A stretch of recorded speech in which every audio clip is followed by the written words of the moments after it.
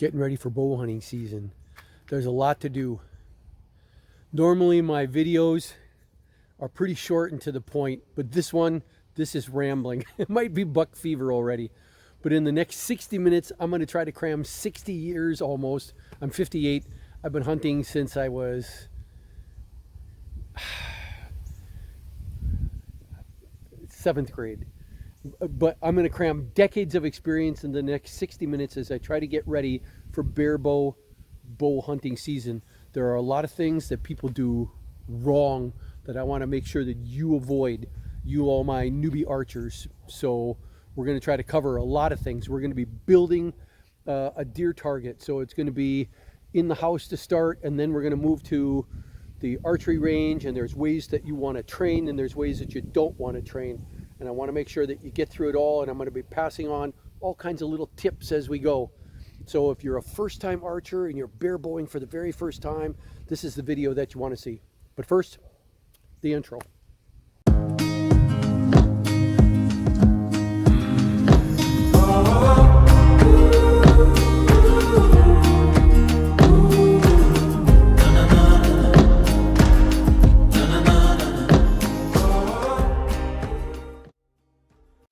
Okay, there it is. $20 worth of foam.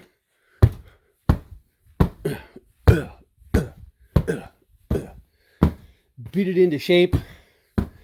Eventually, that's going to come really close. Here's my hand. That's going to be pretty close to about a 200-pound 6-point buck. I can lay that on the ground. I can bring a couple of stakes, pound them in the ground, and lay it up on top. There's all kinds of things you could do. But that's, guys, that's what you want to be shooting at. You want to be shooting at something that looks like a deer, same size as a deer, so that when it's out at different distances and you're not using a rangefinder, you're using your eyeballs, that you've already marked off those distances to different trees and you know which ones they are. And now you know what that shape, what a 200-pound deer looks like when it's at that distance. So you judge your distance well, not badly. Let's go take it out on the field. It's a wet, rainy day, which means there's nobody out there. It's 3 o'clock in the afternoon on a Tuesday. Yay, so I'm not going to be bothered. I can go finish the rest of this video. See you out there. Okay. Here's what I've added. A rope on that end, a rope on that end, just to make it a little easier to carry. And now we're going to go in here and pick out the hunting bow. And I'm not sure this year which one I'm going to go with. I'm getting a new stand made, a new prototype, so I think we're going to go with my 55-pound Martin Saber. It's the one that I had the last 3 years. It's the last deer I took was with this one. I'm still tempted to go back with this wooden one, which is my Darton Magnum. I've used that in the past and took a really nice deer at 30. My best shot, actually. My best shot ever was 36 meters up in a tree, 15 feet, through some oak woods, and picked off my 6-point buck quartering away with this, my Darton Magnum 55-pounder. And the thing's only like 42 inches tall. But I'm not going out with this one. That's my competition bow. This is a brand new 45-pounder Jaguar riser with 45-pound longbow limbs, and it has yet to be tested. Maybe, just maybe, we'll find out.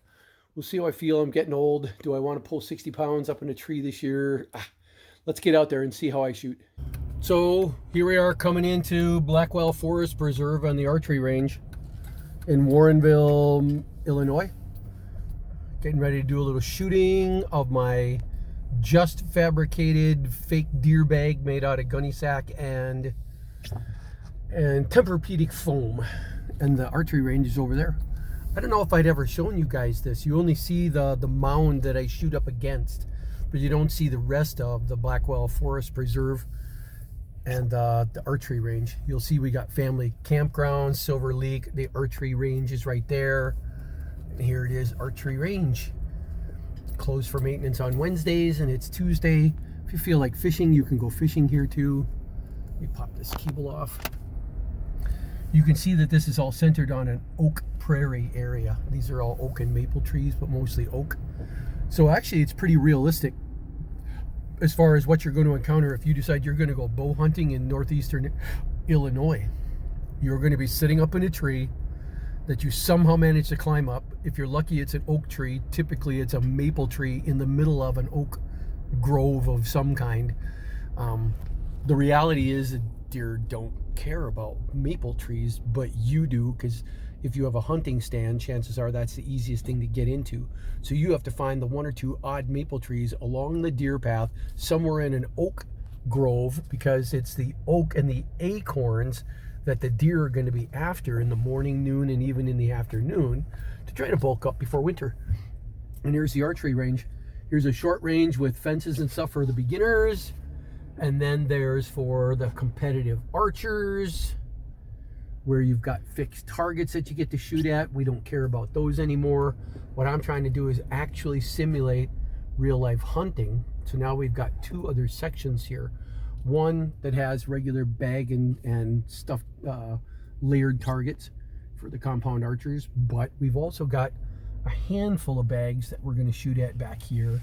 I'm not going to shoot at the bag, but that's back in there is where I'm going to put my bag, and I am going to shoot at 10 yards, 15 yards, 20 yards, 25, and maybe 30 at the very most. Because the reality is, guys, when you look out there, well, actually, let me pause and get out there, and I'll tell you why you never shoot beyond 30 yards when you're working in an oak grove, okay?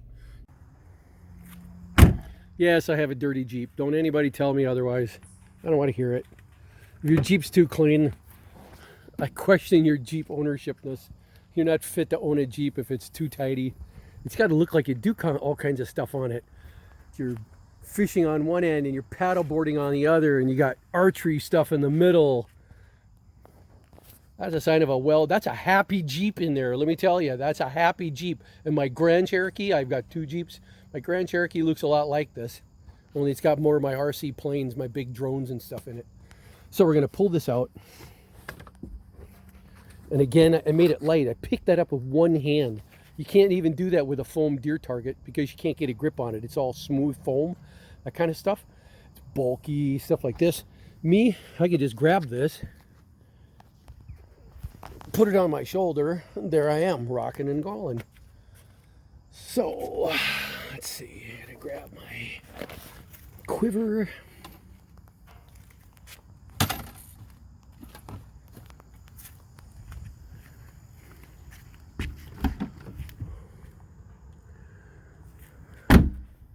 Fucking believe it.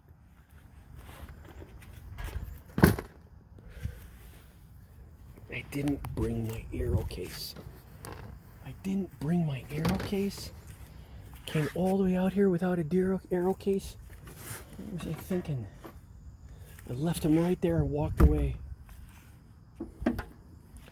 Let's shoot one little piece before I leave. All right, guys, I'm getting set up. But, and it looks like rain is imminent, so I'm going to have to be fast. What I wanted to do is tell you guys this. The reason you don't shoot beyond 30 yards, or even practice beyond 30 yards, is that if you're standing here in an oak, or a bit combination oak maple grove like this, look around you. Look at all the trees, look at all the branches. And this is on the ground where it's the clearest, okay? The clearest. When you go up 15 feet in one of these trees, and I point at this one because I have a tree stand that can get up inside there, believe it or not. It's completely portable, it's easy to set up. I can be up inside that stand, up inside that tree 15 feet up in 15 seconds flat, maybe in 10. If you don't believe me, ask me about this, and maybe I'll make a video on my tree stand. It's completely portable, and I can get up inside an oak tree with all those branches. I can get up there in 15 seconds, and if I got to pee, I can get back down in 15 seconds, pee, and then go right back up in 15 seconds.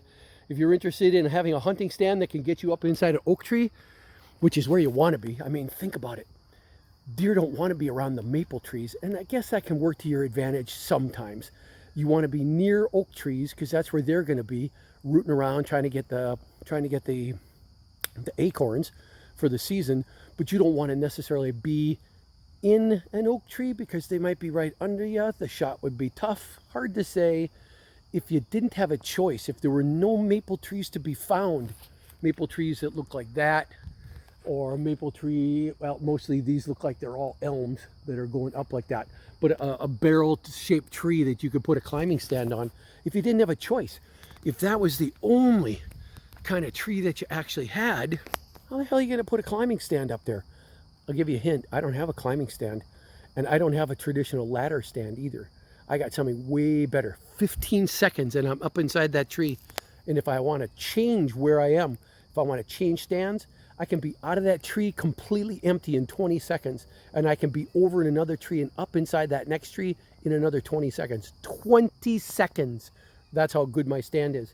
Let me know if you're interested in finding out about that. But the point I was trying to make is, if you were actually up in a stand and you were trying to take a shot at a deer that was down there, that was down there, that was down there, that was down there, that was through these branches down there, guys, you just saw it yourself. There's no such thing as a 30-meter clear shot. You're not shooting straight through the branches. You're shooting this curve. You have a projectile that goes through projectile motion. It shoots ballistically like this, goes up, comes down. You are not going to get through those trees without your arrow being either stopped completely, or at least it's going to have its trajectory changed. It's going to nick something and go veering off ever so slightly. And if you look out at what? Look at 35 meters. Look out there. It's not possible to shoot 35 meters through that woods. I don't even care if you have a 90-pound compound bow. You're not shooting flat through that little eye of a needle to try to hit that deer, because chances are that little window that I'm pointing at, that I can point through, there's no deer at the end of it. The deer is actually right behind that branch, which means the only way you're going to get at deer is if you're shooting 10 meters, almost too close, guys. 15 meters, 20, 25 meters, maybe 30. Maybe. That 30 would be winging a prayer, let her rip, because even if you shot perfectly, chances are you're not going to see the branches that your arrow is going to be passing through. You can't actually predict. You can't calculate that trajectory and see which of these branches that are right under here, which ones it's going to pass through. Okay, I'm beating that to death. Point is, 10 meters, 15 meters, 20 meters, 25 meters, 30 meters is all we're going to practice. We're going to practice inside this kind of a range. Let me go get my arrows, get set up, and then we're going to take a couple of shots. All right, so we're all set up.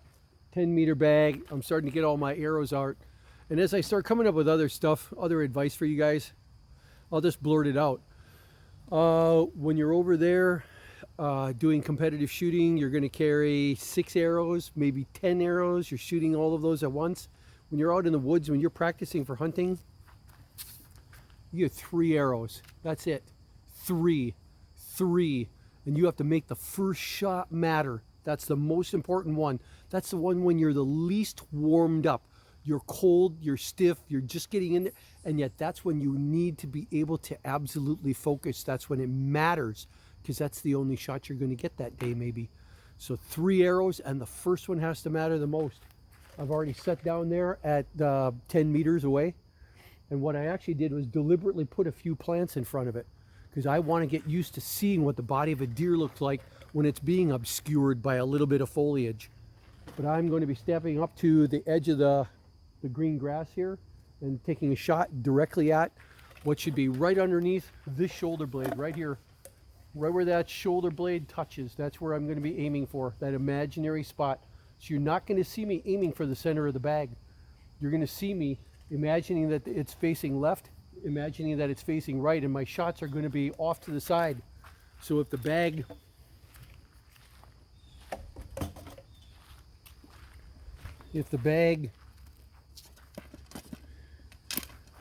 looks like this, you're going to see my shots over in these corners.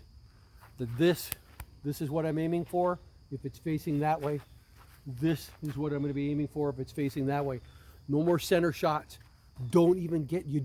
The whole idea is you're trying to train yourself into not having bad habits that you take into the woods with you.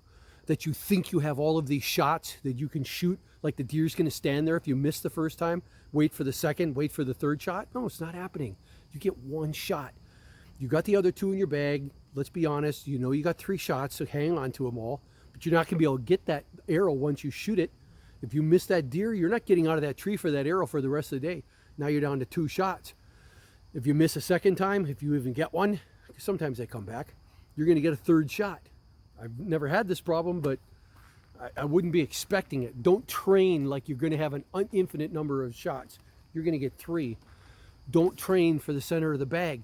You're going to get so used to doing it that you're going to develop some kind of muscle memory, and when the tip of your arrow hits the center of the bag, you're going to start wanting to release. You're going to flinch. That's what target panic is. It's training in an anticipation of a particular picture in your mind, and when the tip of your arrow makes that picture, when it matches that configuration, your body is stimulated into wanting to respond. You have just 1 month now, the next 3 weeks to try to train yourself into not taking the shot immediately. But even if you do get used to it, you're trying to train yourself to hold on this area, hold on this area. Best advice I can give you, the best one that I'm going into, you guys have seen me say this earlier on.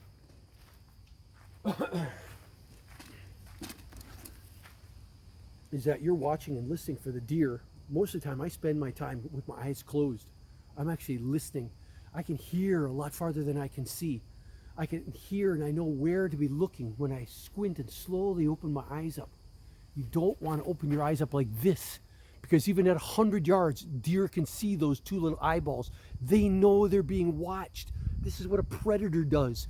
So you want to be squinting. If anything, I actually carry a mask that I have a little veil that goes down over my bucket hat, drops down over my bucket hat and covers your eyes up.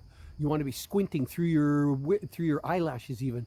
Slowly open your eyes up and looking around without tilting your head. You're looking your eyes around, but you're not turning your head left and right. No motion unless you have to. When you see the deer start to approach, that's when you're already coming up, bringing up slowly. Whenever you see his head go down, your arrow is coming up like this. You're already putting in, counting 1 finger, 2 fingers, 3 fingers. You're already down at the 20-meter mark like this. If I go down another half a finger, now I'm at 10 meters. So I'm ready to go. So the only motion the deer is ever going to see is this motion of drawing like that. And the truth is, their eyes aren't built to detect motion coming at them, motion moving away. They're built to detect motion going to the side, motion going up and down. It's called optical flow. They see the change. They see the change in the pixels in their image in the picture. That's what they're trained to see. So you have to get that part out of the way already, even before you're getting ready. 1 finger, 2 fingers, 3 fingers, down to 20, half a finger, down to 10. I'm ready to go. All I'm doing is actually pushing my arm out, taking that draw, letting fly. That's what you're going to see me do on this bag a couple of times. Let's see. The deer's there. He's already out there 30 yards away. He's walking in and I'm already moving up like this. I'm squinting. I'm pointing straight at him. I'm going down to my 20-meter mark, going down a half a finger to my 10-meter mark. I'm watching him, I'm pushing out, and it's in. Let's do another one.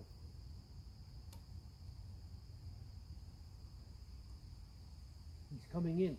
Go through the whole sequence. You're not in a hurry here. You're not taking 3 shots in 10 seconds at that deer. You're taking 1 shot. If you can, if you think the deer's going to come in, try to draw back and hold it, but you're only going to get, God guys, you're going to get 15 seconds at a full draw. Sitting up at a tree, strapped in like this, leaning over, probably at some weird angle, turning a little bit to the right is the worst. That's when your arms are the weakest. You get to engage your back muscles the least. You're hoping that the deer is going to be left, that you can turn and you get a good full draw, but it doesn't happen. A lot of times it's right full ahead of you. You're going to cramp up fast. You got 10 seconds. So you're not going to be holding that draw for very long. You're going to be holding the bow up. This is what you're going to be holding. You're going to be going like this.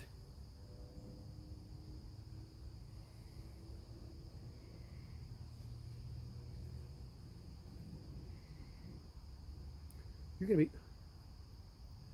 to be holding this. This is the position that you're going to be holding. Staring, staring, staring, staring, staring, staring, staring, staring, staring. When he starts to take a head, when he turns his head even for a moment, that's when you're drawing back, ready to take that shot. Let's continue. I'm looking out in the woods right now. I'm looking out in the woods right now, imagining a deer. I hear the noise. He's out at 50. He's at 40. I'm not going to hear him at 50, not unless it's a really dry day. I start hear a little crackling. I'm starting to watch. I'm closing my eyes. I'm imagining him moving in. I'm taking a really quick peek at the 30-meter trees that I already tacked, that I already, mentally checked. I already know where the 30-meter tree is. It's that one over there. And I know that this one is the 20-meter tree. So I'm already watching that 20-meter tree. And I mark my 20-meter mark here. And I see that he's going to come in even closer. So I go down to 10. I've got a draw on him. I'm waiting. I slowly push away, draw, take the shot. Wow, that gunny sack worked really well. Quiet. Let's go through the motions again. You don't see me spending a lot of time where my arm ends up being nice and warmed up. That's not reality, guys. Reality is I'm up in that tree for 3 hours and it was cold. It's before dawn. You're getting up inside there and you're sitting inside one single zipped up camo suit. You can't feel your toes anymore, even though you put toe warmers inside them. Your hands are in your pockets. I've got what looks like one of those mink stoles, but it's made out of fur, and I stick that in there, and I carry a great big, not a thermos because I need it to be hot. I carry a great big water bottle that's actually filled with hot coffee.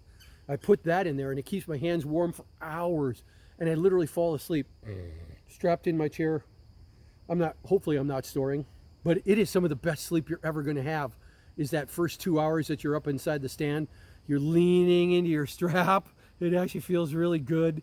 You hear the tree is rocking you back and forth in the wind, and it's creaking against the other trees. The sun's starting to come up. It hasn't hit you yet, but you're still feeling pretty good. And then you hear nothing. You take a peek. I don't see anything yet. Go back to sleep. You realize something is moving. You start getting the bow ready. If you didn't already have an arrow knocked, and most of the time I've got it knocked with a strap in it, so I'm actually asleep in the stand.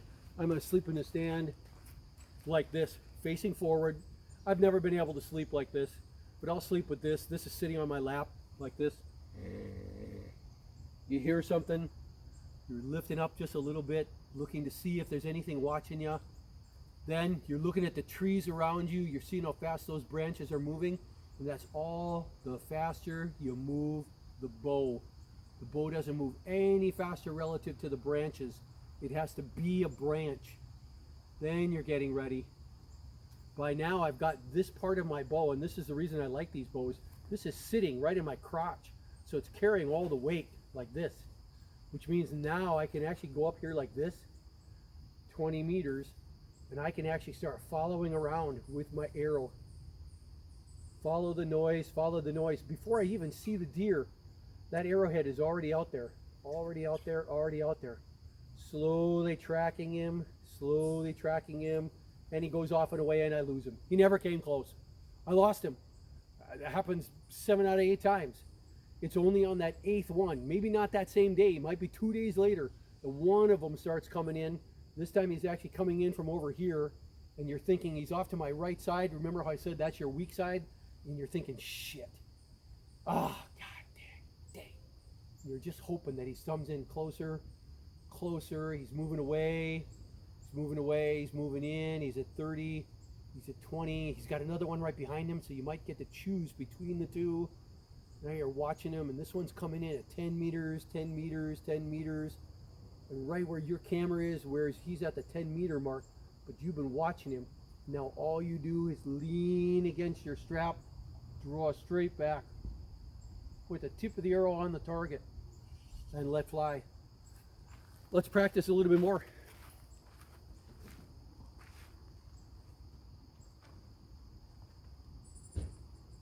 I'm watching him. He's coming in. I can't believe he's going to get this close. I've had does and I've had does and fawns come up and actually sniff my stand. And my stand is made out of silver aluminum with just a little bit of paint on it. Go figure. Deer aren't nearly as freaked out by the smell of humans as you might think. Truth be told, what they hate is the smell of cigarette and cigar smoke. They hate that. So those guys that say, oh yeah, you got to cover up your scent, most of the time, those are the smokers that are talking. If you're like me, never smoked a thing in my life, I've got my hand on that stand even when I put it up. And the deer come up and actually are smelling it. They're curious. And this is at 3 o'clock in the afternoon. I got a doe and 2 fawns coming in, sitting and walking underneath my stand, the one that I was telling you guys about.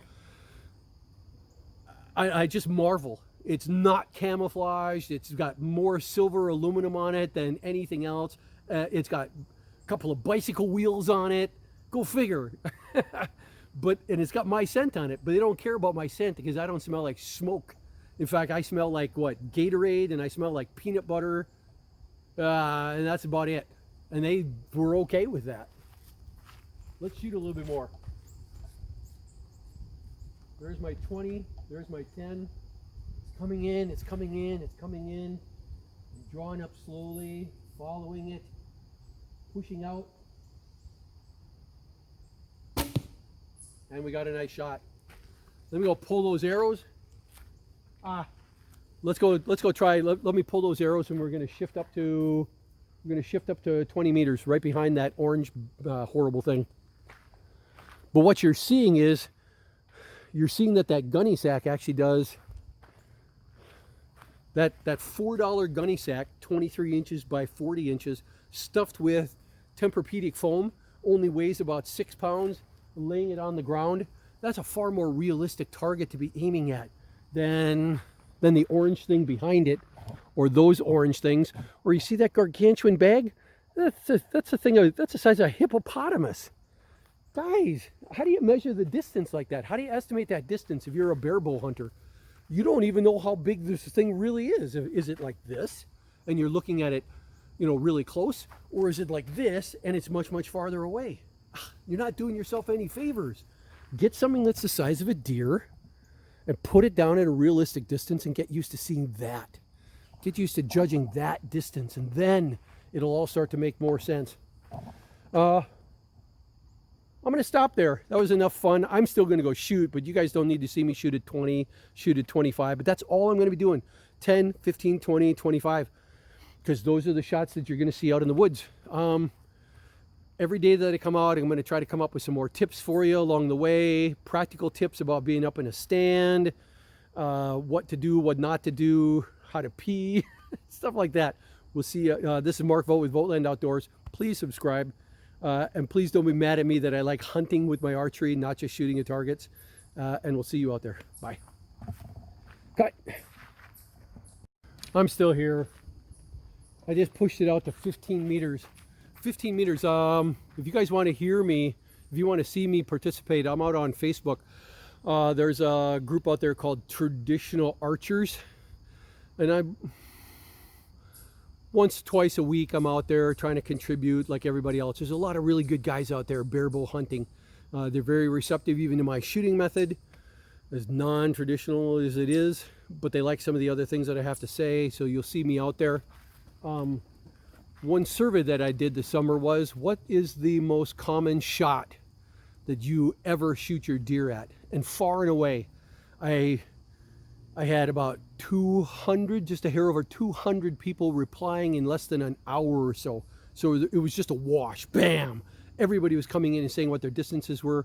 Far and away, the 80% of the people that took a shot between 15 and 17 meters. Call it 15 yards. At those distances, you're only talking a difference of 1 yard. 15 yards is, or 15 meters is 16 and a half yards. Big deal, 15, 16. It's that distance. That's the most common one. So that's what I'm setting up for next.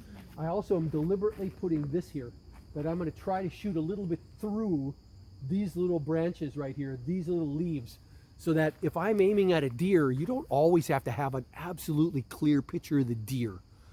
You just have to be utterly convinced that the path the arrow is going to travel is going through nearly all air, that it's not going through any major branches. Because that little piece of mass this little arrowhead here, it can actually punch through a little branches. It's going to go through leaves and stuff like that, and it's not going to change its trajectory. It's when it hits a big twig like this. If it hits it dead on, okay, the arrow's stopped. Game over. But if it hits a little bit here, a stick the size of my finger, and it hits it like this, it is going to deflect the arrow. But there's a lot of stuff that's up in the tree that's smaller than that, like these itty bitty little leaves, and it's okay to try to shoot through those. What you're more concerned about is the deer facing you? Is it turned broadside, the ideal shot? Is it quartering away from you? Also really, really good. Or is it quartering towards you a little bit? And now you're gonna have to punch through the shoulder blade to try to make a kill shot. And you're waiting for the opportunity where the deer momentarily is gonna turn broadside to you, offer you the best shot, even if there might be a tiny few leaves in the way. I want you taking that shot, not thinking that you shouldn't, okay? There I am shooting some more at 15. And again, we're gonna be shooting through here, through those leaves. And I'm gonna be thinking that the deer is facing right for the first shot, maybe right for the second shot, but facing left for the third shot. So my arrows are not all gonna be in the same place.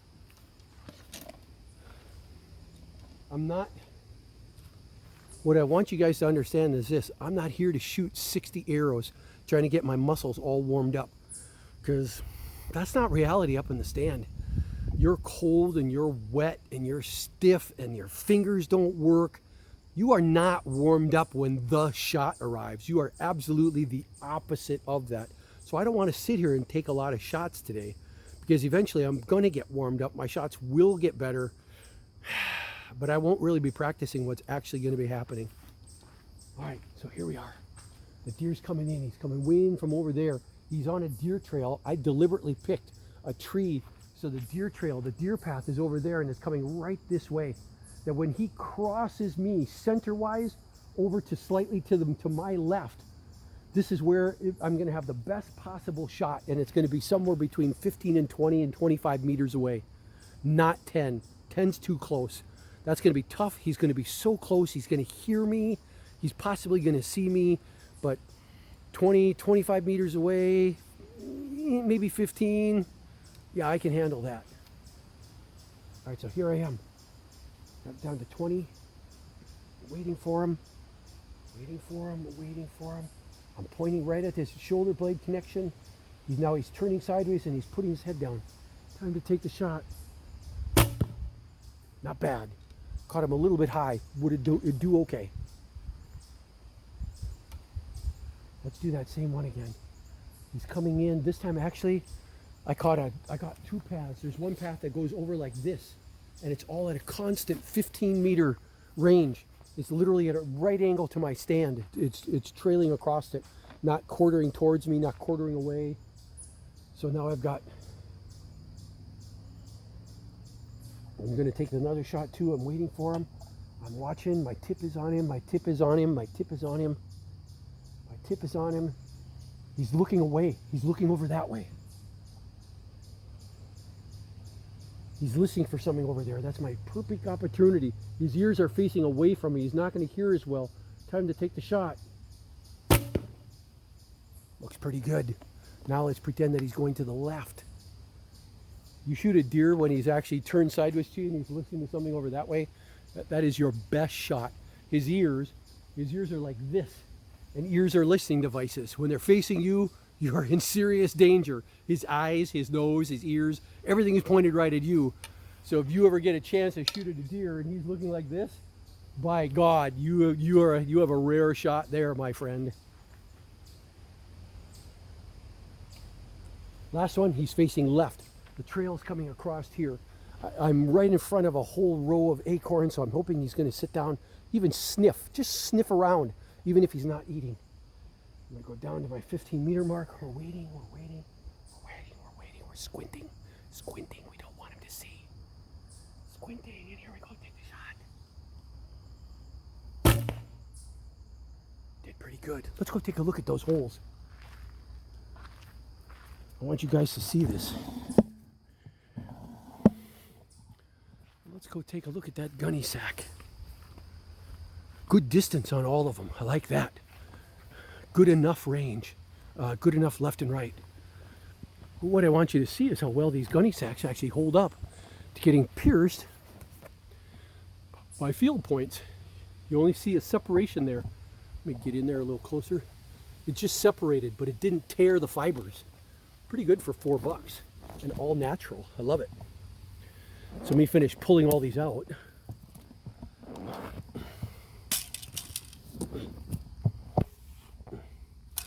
And we're ready to go. Ready to put it out at the next one. And you see these, you see the holes that are in here? When those start to get torn finally, when you get enough holes, all you have to do is take your next gunny bag and wrap it around here. Don't tear the stuffing out. Don't replace the gunny bag. Wrap it up with another gunny bag. Now it's 2 layers thick. Who cares? And when that one gets used up, 3rd gunny bag. When that one gets used up, 4th gunny bag. And then season's over. You just keep adding gunny sacks onto it. Pretty soon it'll just be stuffed with gunny sacks. You won't even need any of the internal stuff. Anyway, hope you found that useful. I'm going to shoot one more round and call it a day. I am not trying to get warmed up. I'm trying to get my muscles to stay strong, but I'm not trying to get warmed up. Remember that. This is Mark Vogt with VOGTLAND Outdoors, and we'll see you in the next video. Bye. Take some extra shots here from just outside the gunny bag. See what it looks like.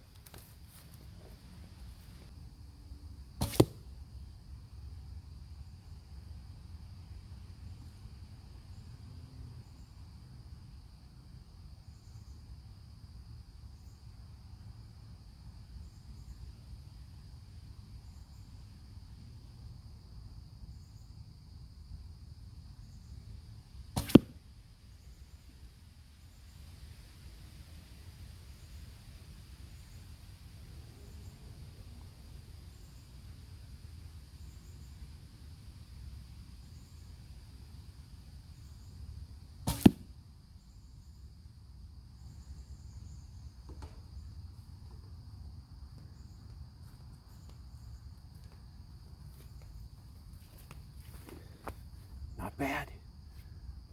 VOGTLAND shooting method. 3-finger gap. Draw down, get to look straight down the arrow at that point. Straight down the arrow, and wherever that arrow is pointing, that's where you're going to hit at 15 to 20 meters. How cool is that? What a cool way to go hunt for deer. You get to actually shoot exactly what you're aiming at. No error, no parallax, no nothing. Go give that a try, guys. We'll see ya.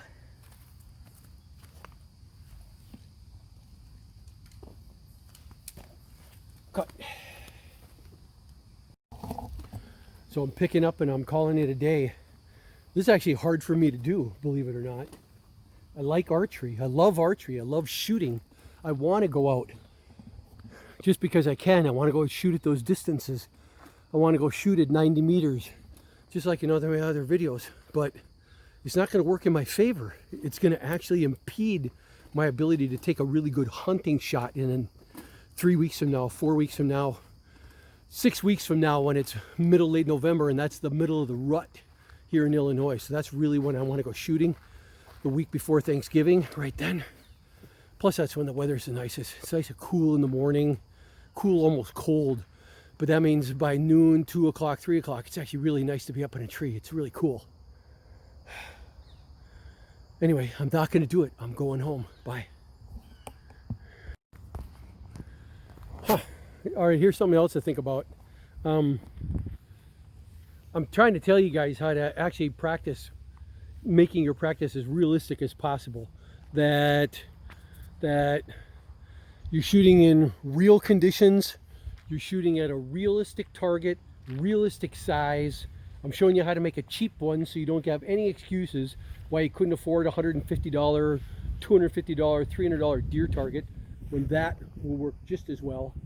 So it's all about realism. It's about realistic distances, and it's specifically about not practicing at these unrealistic targets, unrealistic ranges, unrealistic conditions, open field. Where are you going to get a shot in a farmer's field? I put my stand up against trees right on the edge of a field like that, and the deer use it like it's a game. They come out 10 minutes before nightfall. They know you're supposed to be going. It's like somebody told them. They come prancing across as fast as they possibly can. When they get over by you, it looks like they're coming across right. They're going to be 20 meters away from you, and you're thinking, wow, this is amazing. And there's 7, there's 8, there's 9, there's a whole harem of them coming across. And all of a sudden, just when they get about 50 meters from your stand, they make this big circle around it. And they stand out in the middle of the field at 90 meters away, and they stare right into your nest, right into your stand, I mean. They know you're there. It's a game to them. It's like, you can't touch me. And they're right. You're not going to take a 90-meter shot. Not even at a 6-point buck. It's just stupid. It's dark out. You're going to lose an arrow even in the field. So it's practicing under realistic conditions. And the big question, the argument that I'm using would be this. When you see professional soccer players practicing kicking, they go to a soccer field and they kick into a net, a real honest-to-God net. When you see, and that's about accuracy, but not the kind of accuracy we need here. A better analogy would be a baseball player and a pitcher. When you see pitchers pitching, you never see them go in the backyard and take an egg and start throwing it at a target that's 100 feet away. You don't see them taking a tennis ball. You don't see them taking a ping pong ball and approximating their pitching skill by throwing it around in the house. No, they try to recreate the most realistic conditions they can. They go to the baseball field. They stand on the pitcher's mound. They hold a regulation baseball in the very same pitcher's mitt that they always use. They throw over home plate. They don't throw over second base. They don't throw over first base. They don't throw over third. They don't throw to the shortstop. They try to recreate reality as much as they possibly can. And that's what I want you guys thinking about, what you need to do in the next 3 weeks before deer hunting season. Recreate reality, because when the moment arrives, there's a sensory overload that happens, and you need a lot of things to suddenly go on automatic and take care of themselves. So all you have to worry about is following the shot, following the deer. Everything else is the same. Everything else you've been practicing. It doesn't look different, so you don't make bad decisions. That's it.